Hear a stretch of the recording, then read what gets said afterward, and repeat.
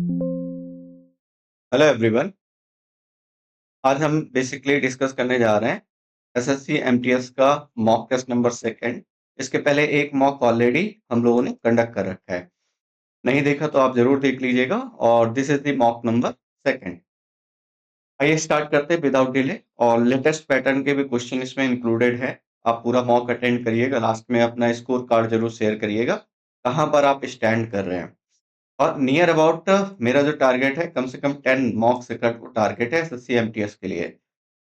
और ये जो मॉक है ये डायरेक्टली आपको एग्जाम में बहुत हेल्प करने वाले हैं। आइए फिर डायरेक्ट स्टार्ट करते हैं क्वेश्चन नंबर फर्स्ट की तरफ। देखिए क्वेश्चन तो इंपॉर्टेंट है ही। दो चीजें आपको ध्यान देनी है। एक तो क्वेश्चन इंपॉर्टेंट है ही, साथ ही साथ जो मैं एडिशनल इंफॉर्मेशन आपको देने जा रहा हूँ, है ना, वो उससे भी ज्यादा इंपॉर्टेंट है। और जिस पैटर्न पर आपको एग्जाम में मॉक टेस्ट मिलता है, जिस तरीके से एग्जाम का पेपर आपको देखने को मिलता है, सेम उसी पैटर्न पर मैंने मॉक सेट किया हुआ है। जितने नंबर आप क्वेश्चन वाइज के हो सकते हैं, नरेशन के, स्पॉटिंग एरर के, एक क्लोज टेस्ट, पैराजंबर्ड के क्वेश्चन, वो सभी उसी तरीके से ऑर्गेनाइज्ड वे में आपको देखने को मिलने वाला है ये मॉक, है ना। पहला क्वेश्चन है, इसमें आपको क्या करना है, रिप्लेस करना हाईलाइटेड वर्ड। अब ये वर्ड यहाँ पर जो हाईलाइटेड है दैट विल बी अडॉप्ट। और अडॉप्ट के बाद विथ द सिचुएशन, ये अंडरलाइन पॉइंट है। और इसको आपको क्या करना है, इंप्रूव करना है।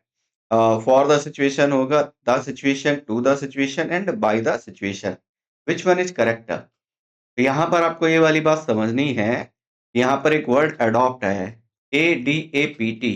पहले तो इसका मीनिंग होता है एडजस्ट करना, है ना, एडजस्ट करना। और एक चीज मैं और क्लियर कर दूं, आप बेसिकली एसएससी एमटीएस का एग्जाम की अगर प्रिपरेशन कर रहे हैं तो इसमें सीजीएल का लेवल नहीं रहने वाला, ऑब्वियस सी बात। ऐसे आप में से कुछ ज्ञानी लोग आएंगे, वो ज्ञान देंगे, ठीक है, कि सर ये, अरे ये कितने इजी क्वेश्चन नहीं आते, इतने मॉडरेट क्वेश्चन नहीं आते। भाई जिस तरीके का लेवल रहता है उससे थोड़ा सा अप करके ही मैंने क्वेश्चन सेट किए हुए हैं, है ना। हालांकि आपको आइडिया लग जाएगा जैसे आप देखोगे। तो अडॉप्ट मीन्स होता है एडजस्ट। और अडॉप्ट के साथ जो प्रपोजिशन आप यूज करते हो वो होता है टू। अडॉप्ट करने का मतलब एडजस्ट करना, और इसी के लिए वर्ड आप यूज करते हो रिकंसाइल करना। रिकंसाइल करने का मतलब होता है सामंजस्य बिठाना, है ना। किसी सिचुएशन के साथ क्या करना, कोप विथ करना, है ना, कोप विथ करना। ऐसे कोप अप विथ यूजुअली आप यूज करते हो, है ना। कोप विथ टैकल करना, हैंडल करना, जिसको आप यूज करते हो। तो मीनिंग समझ में आ गया। वैसे यहाँ पर जो पॉइंट बनेगा वो बनेगा एक और, अडॉप्ट आता है, दूसरा अडप्ट आता है। अडप्ट के साथ हम इनका यूज करते हैं। अडॉप्ट टू एडजस्ट करना, और अडप्ट इन का मतलब होता है किसी चीज में एक्सपर्ट होना। का मीनिंग होता है एक्सपर्ट होना।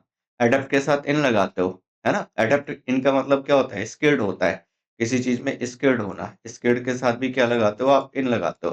प्रोफिशिएंट, प्रोफिशिएंट किसी चीज में निपुण होना, प्रोफिशिएंट इन, है ना, एक्सपर्ट इन। या फिर एड्रॉइट इन, एड्रॉइट का मतलब भी होता है किसी चीज में एक्सपर्ट होना, एड्रॉइट इन, है ना। लेकिन अगर आपसे फास्ट और स्लो पूछ ले, फास्ट और स्लो, तो फास्ट और स्लो के साथ आप क्या करते हो सर, एट का यूज करते हो। गुड या बैड के साथ क्या यूज करते हो, गुड या बैड, इसके साथ भी एट का यूज करते हो, है ना। बट वीक के साथ क्या करते हो, इनका यूज करते हो। There are number of proposition, आप यहाँ पर देख सकते हो। यहाँ पर करेक्ट आंसर आ जाएगा adopt to the situation, adopt to the situation, है ना।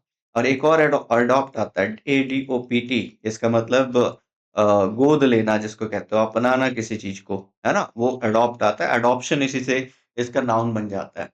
तो फर्स्ट का जो करेक्ट आंसर होगा that will be third, adopt to the situation. तुम्हें सिचुएशन के अनुसार अडॉप्ट कर लेना चाहिए। जैसे सिचुएशन है, जिस तरीके की सिचुएशन है उसके अनुसार आपको अडॉप्ट कर लेना चाहिए। मतलब आपका जो नेचर है वो फ्लेक्सिबल होना चाहिए, रिजिड नहीं होना चाहिए, इनफ्लेक्सिबल नहीं होना चाहिए। The scientist stated that water boiled at 100 degree Celsius, है ना। और यहाँ पर आपसे क्या जानना चाह रहा है कि सर इसका डायरेक्ट क्या होगा। ये इनडायरेक्ट ऑलरेडी इसने मेंशन कर रखा है, सिंस क्योंकि आप कंजक्शन दैट यूज कर रहे हो। अब आपको देखना है यहाँ पर, और मैंने कहा था इस टाइप के सेंटेंस में सबसे पहले आप वर्ब पे जाया करो। जैसे यहाँ पर बॉइल्ड लिखा है, water boiled at 100 degree Celsius, है ना। यहाँ पर क्या आएगा, will boil, boils, had boiled या इज बॉइलिंग। वैसे तो ये स्टेटमेंट अगर आप देखोगे ना तो यहाँ पर भी बॉइल्स होना चाहिए था, है ना। क्योंकि ये है आपका साइंटिफिक फैक्ट, और साइंटिफिक फैक्ट जो होते हैं विल नॉट बी चेंज, ये चेंज नहीं होते, जैसे यूटी चेंज नहीं होते, यूनिवर्सल ट्रुथ चेंज नहीं होते, साइंटिफिक फैक्ट नहीं चेंज होते, यूनिवर्सल ट्रुथ नहीं चेंज होते, है ना? और daily routine will be changed, अगर मेन वर्ब पास्ट है तो फिर चेंज हो जाते हैं, प्रॉवर्ब चेंज नहीं होती हैं। कोई प्रॉवर्ब है, कोई सेइंग है, कोई फैक्ट है, तो वो चेंज नहीं होंगे। कोई हिस्टोरिकल फैक्ट है, जैसे अगर मैं कहूँ कि इंडिया जो है वो 1947 में इंडिपेंडेंट हुआ, ये एक हिस्टोरिकल फैक्ट है। ये मेन वर्ब बेसिकली भले ही पास्ट हो, फिर भी आप उसको पास्ट में चेंज नहीं करोगे। यहाँ पर जो करेक्ट आंसर होगा that will be water boils at 100 degree Celsius, है ना? तो ये बनेगा the scientist stated water boils at 100 degree Celsius. और वैसे भी देखो, अगर बॉइल्ड मान भी रहे हो, लेट्स सपोज, है ना, कि आप इसको बॉइल्ड मान भी रहे हो, तो विल का वुड होना चाहिए था, जो कि है नहीं। हैड का हैड ही रहता, हैड बॉइल्ड का मतलब पास्ट परफेक्ट तो ये तो है नहीं। इज बॉइलिंग वाज बॉइलिंग होता है, तो वैसे भी आंसर ही आ रहा है, बट यहाँ पर बॉयल्स होता तो ज्यादा अप्रोप्रिएट होता, क्योंकि ये साइंटिफिक फैक्ट है। जैसे आप बोलते हो ना कि plants make their own food, पौधे अपना भोजन स्वयं बनाते हैं। ये क्या है? ये बेसिकली ये भी साइंटिफिक फैक्ट है। जैसे आप कहते हो कि a rolling stone will gather no moss, एक रोल करते हुए पत्थर का अपना खुद का मास होता है ना? ये भी साइंटिफिक फैक्ट है। जैसे हम कहते हो जो वाटर है वो 0 डिग्री सेल्सियस पर फ्रीज होता है, ये भी साइंटिफिक फैक्ट है। तो आपको जानने पड़ेंगे वैरायटी ऑफ साइंटिफिक फैक्ट, है ना? तो इन सभी के बारे में आपको पता है। यूजुअली ये क्या होते हैं, अगर मेन वर्ब पास्ट भी है तब भी ये चेंज नहीं होंगे, साइंटिफिक फैक्ट चेंज नहीं होगा, यूनिवर्सल ट्रुथ चेंज नहीं होगा, प्रॉवर्ब चेंज नहीं होगी, हिस्टोरिकल फैक्ट नहीं चेंज होंगे। आगे चलते हैं। ये क्वेश्चन है आपका पीक्यू वायरस का, ध्यान से पढ़िएगा और बड़े आसानी से क्वेश्चन का आंसर हम सॉल्व कर पाएंगे। This is a particularly changing, ये खास तौर से चैलेंज है इन इंडस्ट्रीज में, such is steel and cement production, जैसे कि सीमेंट और स्टील और सीमेंट के प्रोडक्शन में, वेयर जहां पर इमिशंस, इमिशंस मतलब होता है आई मीन चीजों का, जैसे धुएं वगैरह का बाहर निकालना, जो वेस्टेज है उनका बाहर निकालना, उसको एमिशंस बोलते हैं। आर एन इंटीग्रल पार्ट, ये इंटीग्रल पार्ट है ऑफ द मैन्युफैक्चरिंग प्रोसेस। ये जो इमिशंस है वो मैन्युफैक्चरिंग प्रोसेस का एक इंटीग्रल पार्ट है, अभिन्न अंग है। अब मैंने कहा ये जो दिस है इसका वाइटल रोल है, क्योंकि दिस इज, अब दिस किसके लिए लगा रहे हो आप? ये पर्टिकुलरली चैलेंज है इंडस्ट्रीज के लिए, खासतौर से अगर स्टील और सीमेंट की इंडस्ट्रीज की बात करें, प्रोडक्शन की बात करें, जहाँ पर इमिशंस जो है वो एक बहुत इंटीग्रल पार्ट है मैन्युफैक्चरिंग प्रोसेस का। कि दिस किसके लिए आया है ना? तो ये डिटरमिनर है, और डिटरमिनर दिस किसके लिए लगा है वो नाउन पहले लिखोगे, तब आप दिस का यूज करोगे, मतलब फर्स्ट स्टेटमेंट ओपनिंग स्टेटमेंट नहीं हो सकता। तो ये वाला तो स्टेटमेंट गलत हो गया, ये वाला आंसर गलत हो गया। क्यों? क्योंकि इसमें फर्स्ट ओपनिंग स्टेटमेंट बता रहा है। ए द रिजल्ट आप दूसरा भी ऑप्शन देखो, के परिणाम स्वरूप, ये जो रिजल्ट आप कब लिखते हो? ये ओपनिंग स्टेटमेंट नहीं होता है। ये आप तब लिखोगे जब पहले कोई बात बताओगे, तब आप यूज करोगे ए द रिजल्ट ऑफ। मतलब ये एंडिंग तो हो सकता है, बट ये ओपनिंग स्टेटमेंट नहीं हो सकता। तो सेकंड भी ओपनिंग स्टेटमेंट नहीं होगा, ऑप्शन नंबर थर्ड भी इनकरेक्ट हो गया।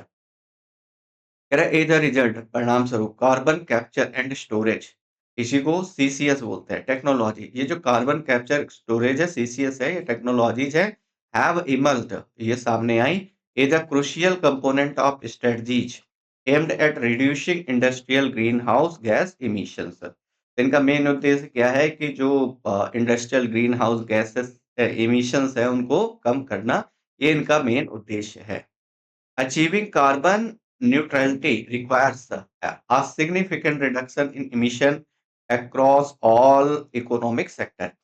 Achieving carbon neutrality, तो कार्बन न्यूट्रलिटी को गेन करना, ये आवश्यकता है सिग्निफिकेंट रिडक्शन, खासतौर से कमी आए किसमें? इमिशंस में कमी आए, सारे इकोनॉमिक सेक्टर की एक सबसे मेन जरूरत है ना? दीज टेक्नोलॉजीज, अब इसके पहले तो टेक्नोलॉजी के बारे में बात हुई होगी, तो इसका मतलब ये भी ओपनिंग स्टेटमेंट नहीं होगा, 4 भी ओपनिंग स्टेटमेंट नहीं होगा, 4 भी ओपनिंग स्टेटमेंट नहीं होगा, ये भी हट गया। करेक्ट आंसर कौन-सा होगा? ऑप्शन नंबर सेकंड, मैंने यहीं से मार्क कर दिया। आपने मैंडेटरी पेयर भी नहीं बनाया, तब भी आपने आंसर क्लियर कर लिया। क्यों? क्योंकि आपको पता है ओपनिंग स्टेटमेंट के बेस पर आप सॉल्व कर ले। कोई भी डिटरमिनर है, ध्यान रखना। दिस है, दैट है, दीज है, दोज है, कहीं पर लगा है, तो ध्यान रखना वो तभी यूज़ करोगे जब उसके बारे में पहले कोई ना कोई इन्फॉर्मेशन दोगे, तब वो डिटर्मिनर आप यूज़ कर पाओगे। जस्ट लाइक आर्टिकल, सेम उसी तरीके से। तो यहाँ पर आप इसमें मैंडेटरी पेयर भी बना सकते हो आप। जैसे टेक्नोलॉजीज़ वाली बात आप किसमें बता रहे हो? सेकंड वाले में बता रहे हो। ये देखो सेकंड और फोर्थ का मैंडेटरी पेयर बना सकते हो आप। ए द रिजल्ट मेरा परिणाम स्वरूप अगर हम बात करें तो, कह रहा है इसके परिणाम स्वरूप carbon capture and storage CCS technologies जो है, ये सेकंड वाले में बात कर रहा है टेक्नोलॉजी की। और कह रहा है ये जो टेक्नोलॉजी है, ये क्या करते हैं? Capture carbon dioxide at the resource. तो रिसोर्स से कार्बन डाइऑक्साइड को अब्ज़ॉर्ब करती हैं, कैप्चर करती हैं, preventing its release into the atmosphere, inter utilizing storage and permanently underground. तो ये करेक्ट आंसर हो जाएगा सेकंड। कई सारे पॉइंट मैंने यहाँ पे बता दिए आपको। इम्प्लाकेबल ये क्या होता है सर? इसका सिनोनिम बताना है। सॉफ्ट आएगा, अनयील्डिंग आएगा, फ्लेक्सिबल आएगा, जेंटल आएगा। इम्प्लाकेबल को आप ब्रेक करो पहले। तो इसको 3 जगह से ब्रेक कर सकते हो। इम, प्लैक और एबल। लास्ट में एबल लगा है। एबल मतलब योग्य। आईएम का मतलब नॉट हो गया। किसी वर्ड के पहले प्रीफिक्स के रूप में आईएन, आईएम लगाते हो तो मीनिंग नॉट आता है। एबल मतलब योग्य होता है। प्लैक मतलब पैसिफाई होता है। तो जिसको पैसिफाई ना किया जा सके, वो होता है इम्प्लाकेबल। जिसको संतुष्ट ना किया जा सके, है ना? इसको बोलते हो आप क्या? मीन्स आप बोलते हो implacable that can can't be pacified, है ना? तो मीनिंग क्या बनेगा? मीनिंग बनेगा आपका कि जो बेसिकली सॉफ्ट है, नहीं, जो अनयील्डिंग है ना? जो झुकने वाला नहीं है, हाँ, उसी को आप पैसिफाई नहीं कर सकते हो। यही करेक्ट आंसर आ जाएगा। अनएडिग, फ्लेक्सिबल लचीला होता है और जेंटल विनम्र होता है। वैसे आप यहाँ से भी निकाल सकते थे देखो, एक व्यक्ति सॉफ्ट है, फ्लेक्सिबल है, जेंटल है। ये सिचुएशन के अनुसार मोड हो जाने वाला है। ये तीनों सेम है और तीनों का अपोजिट एक ही है। 3 सेम वर्ड है, एक डिफरेंट वर्ड है, जो डिफरेंट वर्ड है वही आंसर है ना? वैसे भी देख लो आप, अगर ये दोनों नहीं मान रहे हो तो इन दोनों को ले लो कि अनयील्डिंग और फ्लेक्सिबल एक-दूसरे के अपोजिट वर्ड हैं। तो जो आप सिनोनिम बनेगा वो इन्हीं दोनों में बनेगा। अब ये पॉज़िटिव वर्ड है या नेगेटिव वर्ड है वो देख लो, उसके अकॉर्डिंग आप सेट कर सकते हो।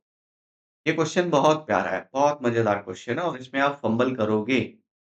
Not only does the report fail to address the structural gaps, but also it overlooks the more pressing issue of community exclusion, which according to activists have been systematically ignored for years.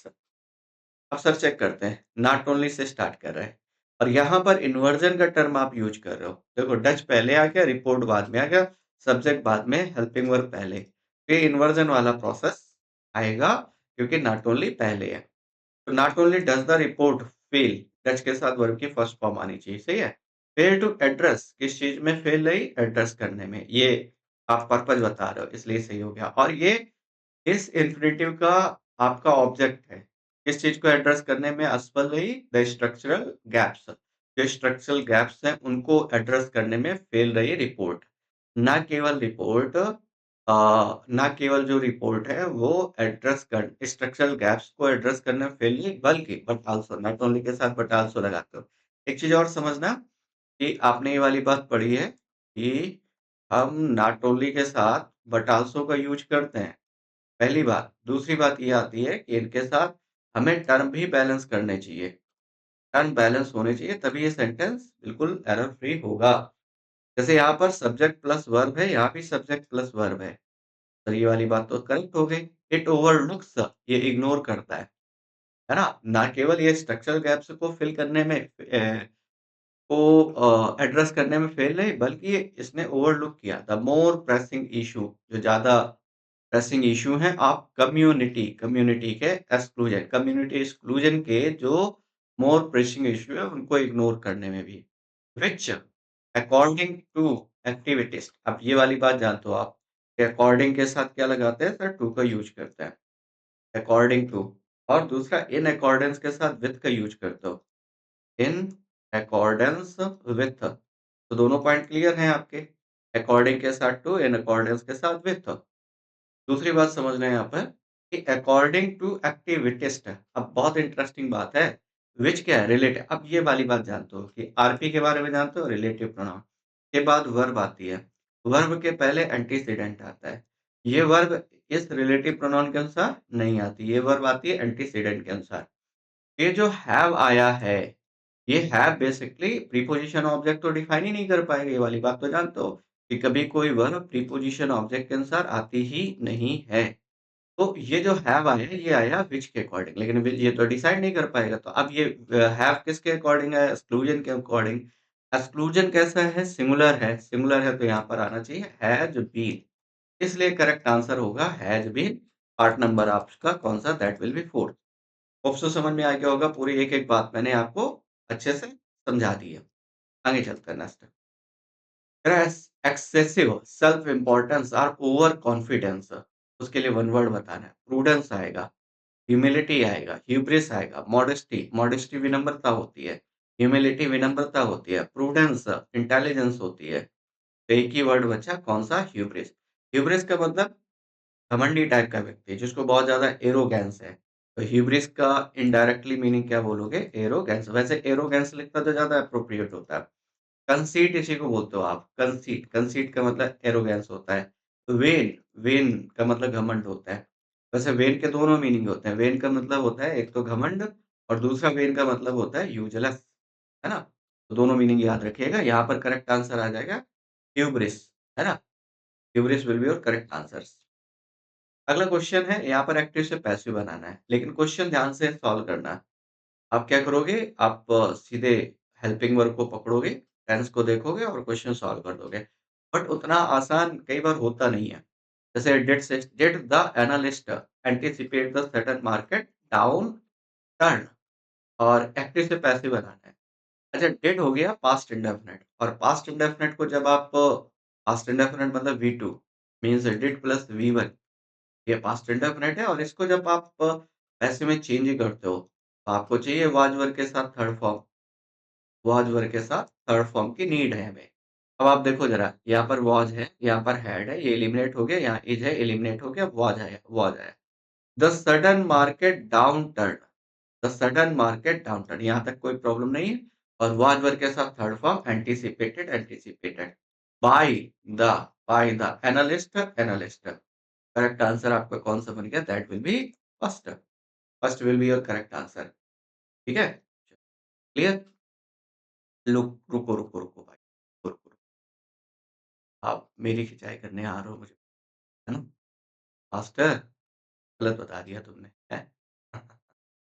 देखो, वापस आते हैं। ये नहीं, ये वाला correct है। Option number कौन सा? दैट विल बी थर्ड, है ना? कभी-कभी मन भर के सुना लेते हो तुम, है ना? कई बार जब आपको कोई चीज़ पसंद नहीं आती है ना, तो मन ही मन सुना लेते हो। भाई साहब, मैं भी बदला ले लेता हूँ। मैं भी मन ही मन सुना लेता हूँ। जो-जो बोलना होता है, बोल देता हूँ। कोई कसर नहीं छोड़ता। चलो, यहाँ पर करेक्ट आंसर आ जाएगा ऑप्शन नंबर थर्ड। ऐसा क्यों किया? देखो, एक तो इंट्रोगेटिव मार्क की वजह से। दूसरा, ये जो एनालिस्ट था ये प्लूरल था, तो यहाँ प्लूरल होना चाहिए, प्लूरल नहीं है। दूसरा, जब आप वॉइस चेंज करते हो तो इस बात का ध्यान रखना, वॉइस चेंज करते समय आपको टेंस में चेंजेस नहीं करने मेरे भाई। वॉइस चेंज करते समय आपको सेंटेंस का स्ट्रक्चर नहीं बदलना है। अगर वो इंट्रोगेटिव है तो इंट्रोगेटिव ही रहेगा, है ना? और टेंस चेंज नहीं करना है, और सेंटेंस का स्ट्रक्चर नहीं बदलना है, और तीसरा होता है ओटी, मतलब other words, O W, sorry, O W, other words change नहीं करने हैं। दिस का दैट, दीज का दोज, हियर का देयर, ये सब नरेशन में करोगे ये तीनों चीज़ें। ये तीनों चीज़ें वॉइस में एप्लीकेबल नहीं है। ऑप्शन नंबर कौन-सा होगा? That will be third. आगे चलते हैं। ये देखिए, बहुत प्यारा क्वेश्चन, स्पॉटिंग एरर का क्वेश्चन है। ध्यान से सॉल्व करिए, पहले खुद से ट्राई करिए। जब नहीं बन रहा है देन उसके बाद आप देखिए कि कहाँ पर क्या प्रॉब्लम आई। कह रहा मच एफर्ट। अच्छा, एफर्ट को अनकाउंटेबल मान रहा है, इसी वजह से मच लगा रहा है। मैं नहीं लगा रहा होता तो एफर्ट्स आता, है ना? तो मच एफर्ट सही है। हैज के साथ बीन आ गया, बीन के साथ आईएनजी। आप जानते हो प्रेजेंट परफेक्ट कंटीन्यूअस, है ना? तो much effort by the development team. अब क्वेश्चन को यहीं से क्वेश्चन का आंसर है इतने में ही। कह रहा है ज़्यादा से ज़्यादा एफर्ट किए गए, किसके द्वारा? कह रहा है डेवलपमेंट टीम के द्वारा। अब मैं आपको सिंपल सा पॉइंट बताता हूँ, ज़रा ध्यान सुनना। अगर आप डूअर पहले लिख रहे हो और अगर आप रिसीवर पहले लिख रहे हो, डूअर पहले लिख रहे हो तो ध्यान से सुनना, सेंटेंस एक्टिव वॉइस में होगा और रिसीवर पहले लिख रहे हो तो सेंटेंस पैसिव वॉइस में होगा। इस केस में पैसिव वॉइस में होगा। अब ये जो एफर्ट है, ये डूअर नहीं है, डूअर ये है, कौन? Development team. एफर्ट किसके द्वारा लगाए गए? डेवलपमेंट टीम के द्वारा। ये आपका डूअर है, बट ये तो स्टार्टिंग में नहीं है ना। स्टार्टिंग मच एफर्ट है, ये डूअर नहीं, मतलब सेंटेंस पैसिव वॉइस में बनना चाहिए। अब पैसिव वॉइस में बनाओगे तो हैज़ बीन मेकिंग नहीं आएगा, यहाँ पर आ जाएगा हैज़ बीन के साथ थर्ड फॉर्म, और थर्ड फॉर्म क्या बनेगी? मेड, और पार्ट नंबर कौन-सा होगा? That will B first, that will B first. तो पॉइंट समझ में आ गया? बाकी आगे आपको करने की ज़रूरत ही नहीं है। यहीं पर आंसर आपको मिल गया। आगे चलता है सर। एक्टिव से पैसिव, सेम अगला क्वेश्चन है आपका, ध्यान से करिएगा। द प्रोफेसर, और ये पता है रिसेंट अभी एग्ज़ाम में देखने को मिला ये वाला क्वेश्चन, ये वाला जो पैटर्न है। आपका शायद उसमें सिलेक्शन पोस्ट में या सीजीएल वाले में किसी में इस टाइप के क्वेश्चन बहुत दिए गए। Professor could have been explaining differential topology for hours. तो professor could have been explaining differential topology for hours. अब एक बात बताओ, ये लिख रहा है हैव बीन एक्सप्लेनिंग, मतलब ये कॉन्टिन्यूअस है, और कॉन्टिन्यूअस वाले में क्या लगाते हो? बीइंग लगाते हो आप। जब भी आप कॉन्टिन्यूअस का पैसिव वॉइस लगा बनाते हो, तो उसके साथ आप क्या लगाते हो? बीइंग लगाते हो। बीइंग प्लस वर्ब की थर्ड फॉर्म आप यूज़ करते हो। यहाँ पर बन जाएगा कुड हैव बी नहीं आएगा। बीन है तो पहले तो कुड हैव बीन पूरा लिखो, फिर उसके साथ बीइंग लगाओ आप। ये वाला तो एलिमिनेट हो गया। कुड हैव एक्सप्लेन्ड बीइंग नहीं आया। Could have been being explained, हाँ, ये बन सकता है। कुड हैव हैड इनकरेक्ट हो गया। करेक्ट आंसर हो गया ऑप्शन नंबर 3। ये वाला पॉइंट ध्यान रखना है आपको कि मॉडल के साथ अगर आप हैव बीन लगा रहे हो, आईएनजी लगा रहे हो, तो आपको देखो ये वाली बात ऐसे कि मॉडल लिखा है आपने, कोई मोडाल लिखा है, मोडाल के साथ आपने हैव बीन लिखा है और हैव बीन प्लस आईएनजी आपने यूज़ किया है। तो पैसिव बनाते समय आप क्या करोगे? मोडाल लिखोगे, मोडाल के साथ हैव आएगा, हैव के साथ बीन आएगा और बीन के बाद फिर बीइंग लगाओगे, फिर वर्ब के थर्ड फॉर्म। बेसिकली ये वाला स्ट्रक्चर आपको फॉलो करना है। और ये पैटर्न यूजुअली आप पढ़ते नहीं हो। ये बेसिकली अभी सिलेक्शन पोस्ट और सीजीएल वाले एग्जाम में देखने को मिला आपको। ऑप्शन नंबर कौन-सा हो जाएगा? That will be third. They are known to have completed the project on time. बहुत प्यारा क्वेश्चन है, ध्यान से कर सॉल्व करिएगा। अब मैंने जानबूझ करके 2-3 क्वेश्चन वॉइस के पिक किए हैं। और आपको पता है एमटीएस में वॉइस के क्वेश्चन, नरेशन के क्वेश्चन, और एग्जामिनर चाहे तो थोड़ा-सा ट्रिकी कर देता है, वहीं आप फँस जाते हो। कह रहा है they are known to have completed the project on time. पहली बात तो देखो आर नोन है, यहाँ पर इज़ नोन आया, यहाँ पर वाज़ नोन आया, इज़ नोन आया, इज़ नोन। पहले मैंने कहा ये वाला ऑप्शन इनकरेक्ट होगा। क्यों? क्योंकि आप टेंस चेंज नहीं करोगे। आर नोन मतलब प्रेज़ेंट है तो प्रेज़ेंट ही रखोगे। दूसरा दे था, यहाँ पर द प्रोजेक्ट को पहले लाओगे, दे को बाद में ले जाओगे। तो द प्रोजेक्ट पहले आ गया, द प्रोजेक्ट पहले। इज़ नोन तीनों में आ गया। अब ये लिख रहा है टू हैव कंप्लीटेड, मतलब ये इन्फिनिटिव है, इन्फिनिटिव का परफेक्ट है। देखो इन्फिनिटिव का परफेक्ट होता है क्या है? टू के साथ हैव और हैव के साथ वर्ब की थर्ड फॉर्म। ये एक्टिव है इसका, मतलब ये इन्फिनिटिव है। किस इन्फिनिटिव का? परफेक्ट है। इन्फिनिटिव का परफेक्ट है और इन्फिनिटिव के परफेक्ट का पैसिव आपको लिखना है। तो ये आ जाएगा हैव बीन प्लस वर्ब की थर्ड फॉर्म, ये बनेगा। ये इन्फिनिटिव के परफेक्ट का पैसिव है। आपको चाहिए क्या? हैव के बाद बीन, बीन के साथ थर्ड फॉर्म। यहाँ पर आ गया to have completed, been missing है। To be to have been completed हो सकता है, टू कंप्लीट नहीं होगा। टू कंप्लीट तो सिंपल इन्फिनिटिव होता है और वो टू इन्फिनिटिव केवल ऐसे बनता है, to plus V one active है। अच्छा, इसका पैसिव वॉइस ये बनता है to plus be plus verb की थर्ड फॉर्म। तो दोनों अलग अलग चीजें हैं। सिंपल इन्फिनिटिव आप ऐसे लिखोगे, टू इन्फिनिटिव। इन्फिनिटिव का परफेक्ट आप ऐसे लिखोगे और उसका पैसिव ऐसे बनेगा। यहाँ पर जो करेक्ट आंसर बनेगा मेरे भाई, that will B option number third. Clear है? They said we shall overcome this challenge together। तो उसने कहा कि भाई, उन्होंने कहा कि हम इस चैलेंज को हम सभी मिलकर के ओवरकम करेंगे। अब पता है इस क्वेश्चन में एक बेसिक फंबल करते हो आप और उसी वजह से पूरा सेंटेंस आपका रॉन्ग हो जाता है। जैसे ये जो शैल है, यहाँ पर सेड पास्ट हो गया। पास्ट हो गया तो ये शैल वुड या शुड में चेंज होगा। पहले विल नहीं आएगा, शैल नहीं आएगा। ये दोनों ऑप्शन तो एलिमिनेट हो गए। अब या तो शुड आएगा या तो वुड आएगा। अब ध्यान से देखिएगा, वी के अकॉर्डिंग शैल लगाते हो आप और नरेशन वाले में ये वाली बात ध्यान रखनी है कि आपको यही मान करके चलना है कि आई, वी के अकॉर्डिंग हम क्या यूज़ करेंगे? शैल। बाकी सभी के अकॉर्डिंग क्या यूज़ करेंगे? विल। है ना? ये वाली बात नरेशन में आपको यही मान करके चलना है। तो मैंने कहा दे के अकॉर्डिंग शुड आएगा या दे के अकॉर्डिंग वुड आएगा। बस यही की पॉइंट है इस क्वेश्चन में। तो मैंने कहा जब आप दे लिख रहे हो, है ना? तो दे के अकॉर्डिंग विल आए, जैसे वी के अकॉर्डिंग शैल आया, तो दे के अकॉर्डिंग विल आएगा और विल को चेंज करोगे वुड में, इसलिए करेक्ट आंसर थर्ड आएगा। ये मेनली मेन इश्यू ये आता है देखने को, ये मेन प्रॉब्लम आपको देखने को मिलती है। ये बन जाएगा they said they would overcome that challenge together, option number third. Option समझ में आ गई? फिर से ध्यान देना कि यहाँ पर वी के अकॉर्डिंग शैल आया है। जब वी को चेंज किया तो दे आया और दे के अकॉर्डिंग विल लगाओगे, विल चेंज होगा वुड में। यहीं पर गड़बड़ कर देते हो कि आपने शैल देखा और शैल को शुड में कर दिया और ऑप्शन बी टिक मार करके आप आगे बढ़ जाओगे। आगे चलते हैं। Choose the correct spelling of a word meaning to express disapproval और डिसअपॉइंटमेंट। इसकी स्पेलिंग सही करनी है। रिप्रूव, रिप्रूव, रिप्रूव, रिप्रूव। रिप्रूव आप लिख करके देख लो। REPROVE, है ना? डिसअप्रूवल का सेंस देगा, डिसअपॉइंटमेंट का सेंस देगा। यहाँ पर करेक्ट आंसर आएगा ऑप्शन नंबर सेकंड। ठीक है? सुपर ईज़ी क्वेश्चन था। He speaks so that the audience was mesmerised. रही स्पोक, वह बोला और कैसे बोला? तो दैट द ऑडियंस कि ऑडियंस पूरी तरीके से मेस्मराइज्ड हो गई, पूरी पूरी तरीके से फ़ैसिनेट हो गई। ही सब्जेक्ट हो गया, स्पोक वर्ब हो गई, है ना?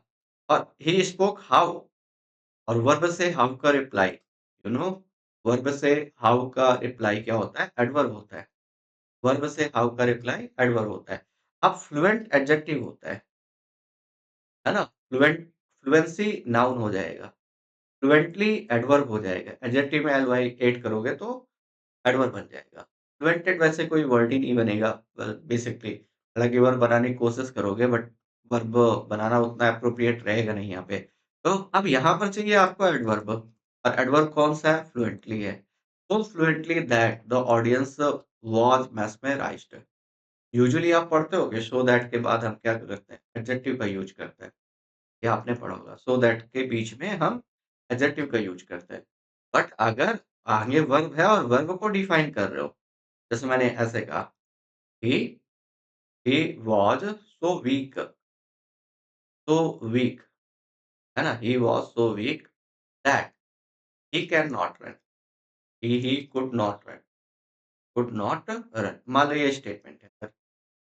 अब ये जो स्टेटमेंट है ये आपको बिल्कुल करेक्ट लग रहा है क्योंकि यहाँ पर वाज़ है लिंकिंग वर्ब और लिंकिंग वर्ब को एडजेक्टिव चाहिए तो सही है। यहाँ एक्शन वर्ब है, एक्शन वर्ब को एडवर्ब चाहिए तो एडवर्ब लिखो फिर फ्लुएंटली आएगा। और इस पैटर्न पर बहुत सारे क्वेश्चन बनते हैं। इसी चीज़ को बोलते हैं एडवर्ब ऑफ मैनर। वर्ब से हाउ का जो रिप्लाई होता है इसी चीज़ को हम बोलते हैं एडवर्ब ऑफ मैनर, है ना? आगे चलते हैं। Spot the correct spelling of chromosomal three copies के लिए वर्ड क्या आएगा? थ्रीसम, है ना? थ्रीसमी, थ्रीसमी, थ्रीसमी, है ना? तो एक तो थ्रीसमी, है ना? TRI पहले तो TRI आएगा तीनों में, TRI, है ना? ये तो क्लियर हो गया। अच्छा सब में डबल एस नहीं आएगा तो ये वाला एलिमिनेट कर लो, है ना? समी कैसे लिखोगे आप? डबल एस नहीं, ये भी एलिमिनेट हो गया। इन दोनों में देखो कौन-सा ये करेक्ट आंसर होगा ऑप्शन नंबर थर्ड। एक डाउन कर लिया करो आप, वहाँ से आपको आइडिया बहुत अच्छा लगता है। The family was saved from the burning building by the gritty fire fighter. Gritty का मतलब जानते हो? ग्रिट से बना हुआ है ग्रिटी। ग्रिट का मतलब डिटर्मिनेशन होता है। ग्रिट का मीनिंग होता है डिटर्मिनेशन, नहीं इच्छा शक्ति जिसको आप बोलते हो। एक ऐसा पर्सन जो पूरी तरीके से डिटरमाइंड है। एक ऐसा व्यक्ति जो पूरी तरीके से डिटरमाइंड है। डिटरमाइंड मीनिंग आप जानते हो कि एक ऐसा व्यक्ति जो पूरी तरीके से किसी चीज़ को लेकर के डेडिकेटेड है। मतलब बहुत ज़्यादा बोल्ड व्यक्ति है। टिमिड तो नहीं आएगा ऑब्वियस सी बात है। कावर्डली नहीं आएगा, दोनों वर्ड नहीं यूज़ करोगे। अफ्रेड मतलब भयभीत होता है, यहाँ पर करेक्ट आंसर आएगा फियरलेस। बट इसके कुछ वर्ड मैं आपको बताता हूँ। डेट तो आपको आपने समझ ही लिया। करेजियस और करेजियस की स्पेलिंग आती है ध्यान रखना। करेजियस और पता है ये क्या करेगा? करेजियस की स्पेलिंग ऐसे लिखेगा COU RAGIOUS, ये स्पेलिंग इनकरेक्ट है ना? और करेजियस कई बार पूछी जाने वाली स्पेलिंग है। डेयरिंग, डेयर से बना हुआ है। डेयर डेविल, डेयर डेविल्स, है ना? पहले एक टीम होती थी डेयर डेविल्स करके, तो डेयर से बना है, जो बहुत ज़्यादा वीर है। वैलिएंट, वैली में चढ़ने वाली आंट, बहुत कैसी है, वीर है। गैलेंट, गैलेंट्री अवार्ड्स दिए जाते हैं, वीरता पुरस्कार दिए जाते हैं। गैलेंट लिखो यहाँ पे। गैलेंट मतलब वीर होता है ना? इंट्रेपिड, ट्रेपिड मतलब डर होता है। ट्रेपिड का मीनिंग डर होता है और आईएन लग गया, नॉट हो गया।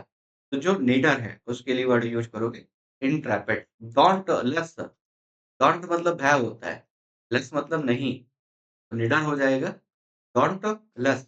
जैसे आप ये बोलते हो, है ना? स्टाउट हार्टेड, जैसे आप लायन हार्टेड यूज़ करते हो ना, शेर दिल, लायन हार्टेड, बहादुर, वीर, शेर दिल जिसको आप बोलते हो, वैसे स्टाउट हार्टेड होता है। स्टाउट हार्टेड, सॉरी, STOUT बनेगा स्टाउट हार्टेड, और ये बनेगा लायन हार्टेड। फेंट हार्टेड कैसा होता है? कमज़ोर दिल वाला, जो बहुत ज़्यादा डरपोक टाइप का है, उसको आप बोलते हो। एडासियस, सिचुएशन में अड़ा रहे, तो बोलते हो एडासियस, है ना? स्टॉलवर्ट एक वर्ड आपने पढ़ा होगा, स्टॉलवर्ट। स्टॉल है वर्ड की, वॉल की तरीके, राहुल द्रविड़ की तरीके, स्टॉल है, विकेट में बिल्कुल डटा हुआ है ना? क्या बोलते हो? जैसे ये वर्ड यूज़ करते हो रिज़ोल्यूट, रिज़ोल्यूट का मतलब होता है दृढ़, जो अपनी सिचुएशन से हट नहीं रहा है। स्टेडफास्ट, स्टेड है ना? स्टेड है मतलब बिल्कुल अडिग होकर के सिचुएशन का सामना कर रहा है ना? तो ये सारे वर्ड हैं, इनको ध्यान रखिएगा। इन सभी का मतलब होता है निडर, निर्भीक, है ना? अब जैसे यहाँ पर कई सारी भी बातें, जैसे आपने ये पढ़ा होगा don't, don't, fear, fear, fright, fright, terror, terror, horror, terror, horror, phobia, इन सभी का मतलब होता है डर, फ़ोबिया, ट्रैपिड, ट्रैपिड छूट गया, ट्रैपिड डर। इन सभी का मतलब होता है भय, डर, आतंक, और आतंक का दूसरा नाम बाबू भाई, तो आप भूल ही नहीं सकते, है ना? ये टिमिड और कावर्डली होते हैं फेंट हार्टेड, ये होता है फेंट हार्टेड, वो तो बहुत इंटरेस्टिंग है। अगर आप बहुत सलीके से पढ़ते हो, तो आपको बहुत मज़ा आती है। जैसे टू शो व्हाइट फीदर, तो व्हाइट फीदर दिखाने वाले लोग कैसे होते हैं? कमज़ोर होते हैं। आई मीन डरपोक होते हैं, टिमिड होते हैं। किसी के लिए एक वर्ड टिमरस आता है, याद रख पाओ तो याद रख लेना, टिमरस। ऐसा होता है पुसिलैनिमस जिसको आप बोलते हो आप। तो कई सारे वर्ड हैं, होप सो सारी बातें क्लियर हो गई होंगी। फियरलेस यहाँ पर करेक्ट सिनोनिम बनेगा। Professor asked the student to on her thesis argument. Professor ने स्टूडेंट से कहा, क्या करने के लिए? जो थीसिस आर्गुमेंट है उसको फॉलो अप करने के लिए, एक्सपेंड ऑन करने के लिए, पॉइंट आउट करने के लिए, कॉल फॉर। अब मैं सभी के मीनिंग बताता हूँ, है ना? जैसे फॉलो अप करने का मतलब होता है टू परस्यू, किसी चीज़ को फॉलो करना, परस्यू करना, है ना? वो होता है फॉलो अप। फॉलो अप का मतलब हो गया किसी चीज़ को परस्यू करना। जैसे आप एक्सपेंड ऑन मीनिंग क्या कहते हो? एलैबोरेट, व्याख्या करना किसी चीज़ को विस्तार में बताना, वो होता है एलैबोरेट। पॉइंट आउट करने का मतलब इंडिकेट करना होता है। पॉइंट आउट मीन्स होता है इंडिकेट। कॉल फॉर का मीनिंग होता है डिमांड, डिमांड या फिर रिक्वायर, किसी चीज़ की आवश्यकता या फिर माँग, ये बोलते हो आप।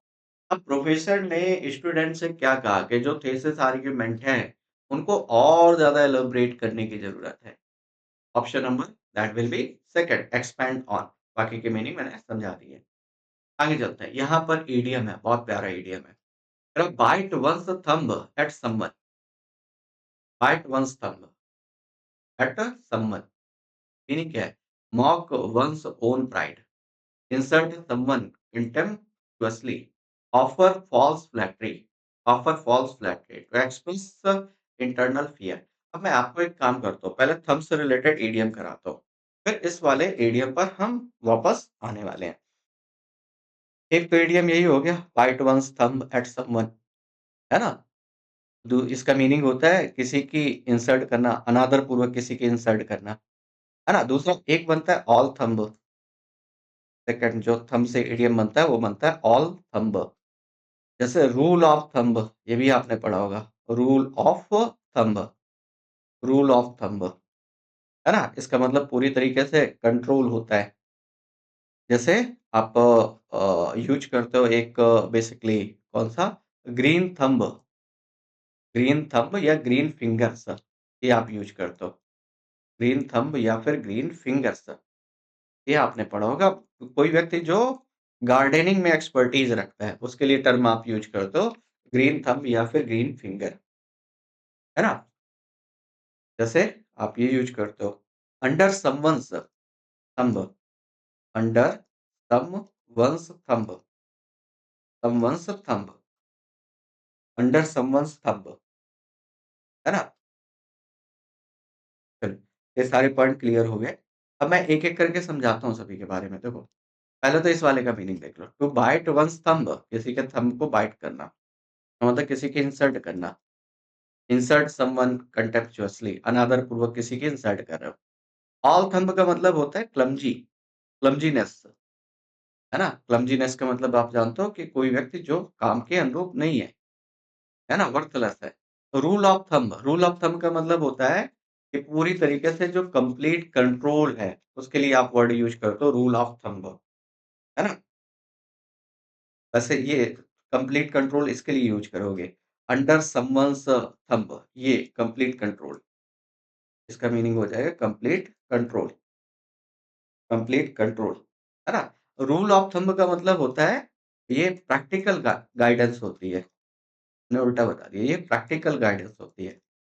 प्रैक्टिकल गाइडेंस और ये दोनों तो पता ही है आपको कि ग्रीन थंब और ग्रीन फिंगर का मतलब expert in gardening, expert in gardening. तो तीनों चारों इडियम याद रखना थंब से। पहला ऑल थंब, दूसरा rule of thumb, practical guidance, green thumb और green finger, under someone's thumb और एक ये बाइट वन्स थंब, है ना? तो ये आ जाएगा इंसल्ट समवन कंटीन्यूअसली। क्लियर हो गई बात? आगे चलते हैं। अब यहाँ पर आपको एक पीक्यूआरएस का क्वेश्चन है, इसको सॉल्व करना है। Protein folding determines it's biological function. जो प्रोटीन फोल्डिंग है डिटरमाइन करती है क्या इसके बायोलॉजिकल फंक्शन को, जो जैविक फंक्शन है उसको डिफाइन करती है। Misfolding can lead to disease like Alzheimer. तो जो मिसफोल्डिंग होती है वो एक तरीके की डिजीज कॉज करती है अल्जाइमर की तरीके। मॉलिक्यूलर, ठीक है, चैपरन्स असिस्ट इन करेक्ट फोल्डिंग। तो जो मॉलिक्यूलर चैपरन्स हैं वो असिस्ट करते हैं करेक्ट फोल्डिंग में। तो पहले आप देखो फोल्डिंग के बारे में बात करो, फिर करेक्ट फोल्डिंग के बारे में बात करोगे, बाद में ये मिस फोल्डिंग के बारे में बात करो। It looks like AlphaFold predict structures accurately. अब एक चीज यहाँ पे समझना पहले, पता है क्या मैंने कहा, मैं यहाँ पर जो मैंडेटरी पेयर बना रहा हूँ वो कैसे बनेगा पता है? मैंने कहा 1 के साथ 3 का पेयर बना, 1 के साथ 3 का पेयर बना। क्यों कह रहा हूँ? पहले आप बताओगे प्रोटीन फोल्डिंग जो डिटरमाइन करते हैं बायोलॉजिकल फंक्शन को, है ना? और जो इसमें से मॉलिक्यूलर रेफरेंस हैं, ये असिस्ट करते हैं करेक्ट फोल्डिंग में। तो पहले आप ये बता रहे हो, देन आप मॉलिक्यूलर रेफरेंस के बारे में बताओगे।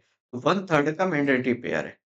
1/3 पहले में नहीं है, सेकंड में है, यहाँ पर नहीं है, ना तो थर्ड वन है, यहाँ पर 1/3 है। अब एक चीज़ और समझो कि क्या 1 ओपनिंग स्टेटमेंट हो सकता है? यहाँ पर 4 ओपनिंग स्टेटमेंट लिख रहा है ना? और यहाँ पर 1। पहले आप यही वाली बात बताओगे, प्रोटीन फोल्डिंग जो है वो डिटरमाइन करती है बायोलॉजिकल फंक्शन को, और फिर आप बता दो जो मॉलिक्यूलर चैपरेंस जो है वो असिस्ट करता है करेक्ट फोल्डिंग में। मिस फोल्डिंग से क्या होता है? अल्जाइमर जैसे डिसीज डिजीज हो जाती है। At tools like AlphaFold predict structural accurately, इसको लास्ट में रखो, ज्यादा एप्रोप्रिएट है। Option number second will be your correct answer. Sound and fury का मतलब क्या होता है? साउंड एंड फ्यूरी का मीनिंग होता है कंप्लीट डिसऑर्डर। इसका मतलब पूरी तरीके से क्यूओस हो जाना, है ना? पूरी तरीके से क्यूओस वाली कंडीशन, टॉटिक वाली कंडीशन। या फिर आपने एक वर्ड पढ़ा होगा पेंडेमोनियम, अफरा-तफरी हो गई इस चारों तरफ। पेंडेमोनियम, ये आपने पढ़ा होगा। बेडलाम आपने पढ़ा होगा, बेडलाम, है ना? या फिर कमोशन आपने पढ़ा होगा, कमोशन, ठीक है? तो इसका मतलब पूरी तरीके से एनॉर्की वाली कंडीशन, एनॉर्की, या फिर एक वर्ड टप्सी-टर्वी बनता है। यहाँ पर क्या है? Eeco of truth from the past. Great अप्रोर, अप्रोर इसी को बोलते हो। चारों तरफ रोर हो रहा है, हो हल्ला हो रहा है। किसी चीज़ को क्या बोलोगे? अप्रोर बोलोगे। यही करेक्ट आंसर होगा। ग्रेट अप्रोर दैट सिग्निफाइज़ नथिंग, है ना? बेवजह का हो हल्ला है, उसमें कोई अ, किसी भी तरीके की कोई वैल्यू नहीं है उसकी, है ना? व्यक्ति का। तो साउंड एंड फ्यूरी, फ्यूरी मतलब क्रोध, क्रोध में जो हो हल्ला हो रहा है, बहुत शोरगुल हो रहा है, चारों तरफ कियोस है, शॉटिक है, ता पैन, डी डम, सारे बदमाश लोग एक जगह आ जाएँ। बेड और लैंप को लेकर के झगड़ा हो रहा है। कमीशन न मिलने पर कमोशन हो रहा है। चारों तरफ एनार्की अराजकता फैली हुई है। अप्रोर रोर से बना हुआ है। यहाँ पर करेक्ट आंसर हो जाएगा सेकंड। यहाँ पर एक क्वेश्चन है आपका, होमोनिम का क्वेश्चन। आपको पता है इस बार होमोनिम के क्वेश्चन पूछे गए। होमोनिम का मतलब साउंड से मीनिंग अलग-अलग, है ना? तो कह रहा है the parchment bore the symbol of ट, ये वाला वर्ड है। Tau, toss. अब टाउ का मतलब क्या होता है? टीएयू का मतलब होता है टी टाइप का। ये कोई सिंबल, इस सिंबल के लिए यूज़ किया जाता है।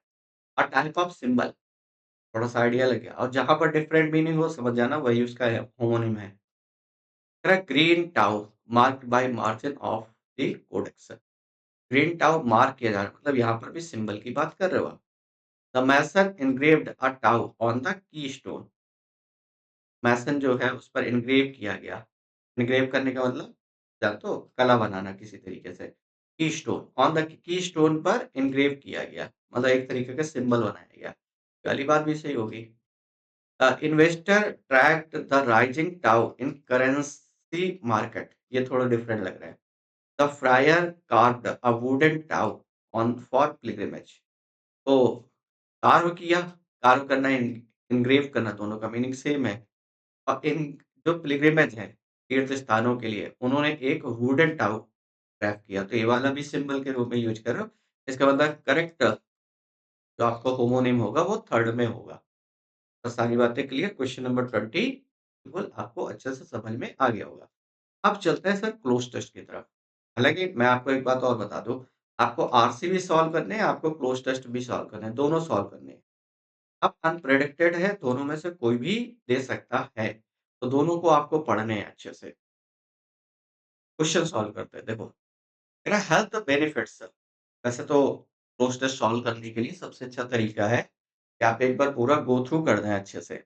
पूरा जो क्लोज़ टेस्ट है उसको एक बार अच्छे से रीड रीड आउट कर लें। सो दैट आपको पता चल जाए किसके बारे में क्या कहना चाह रहा है ना?